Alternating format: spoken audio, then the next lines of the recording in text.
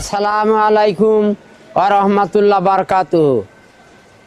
আমি মোহাম্মদ ইব্রাহিম সরকার বটকাওয়াক কেন্দ্রীয় জামে মসজিদে দীর্ঘ 14 বছর যাবৎ বটকা জামে মসজিদের মজ্জিম করে আসিতেছি নিষ্ঠার সহিত।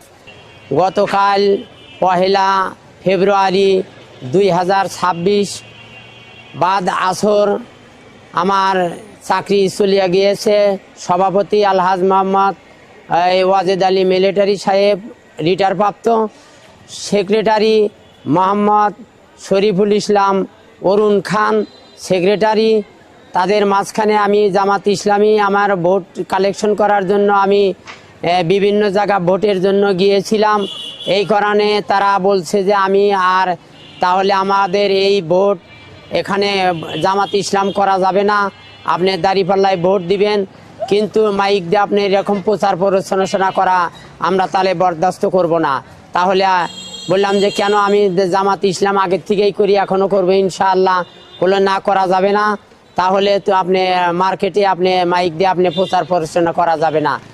আমরা তখন একটা 31 তারিখে এটা সভা করি, পথযাত্রা সভা।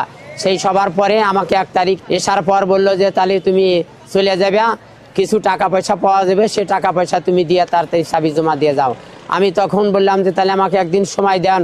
বললো না, সময় দেওয়া হবে না, তুমি টাকা পয়সা জোগাড় করে তুমি তারপর চাবি দিয়ে জমা দাও।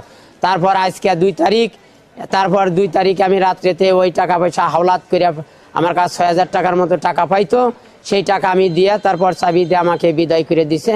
আমি ওখান থেকে আইসি, আমি জামাত ইসলাম করার কারণে আমাকে বিনা অপরাধে আমাকে ছেড়ে দিছে। এখনই এই দল ক্ষমতায় যায় নাই বিএনপি, কিন্তু এই অবস্থায় যদি এখনই যদি তারা ক্ষমতা পালে আরও কি করবে সেটা আমার যাওয়া বাসা বলার মতো কিছু নাই। আমি অসহায় অবস্থায়, আমার একটা 7 মাসের একটা বাচ্চা মেয়ে বাচ্চা আছে, তারপর আমি বেটা বেটি অসহায়ের মধ্যে এখন আমার চাকরি চলে গেছে। আমার জন্য দোয়া করবেন।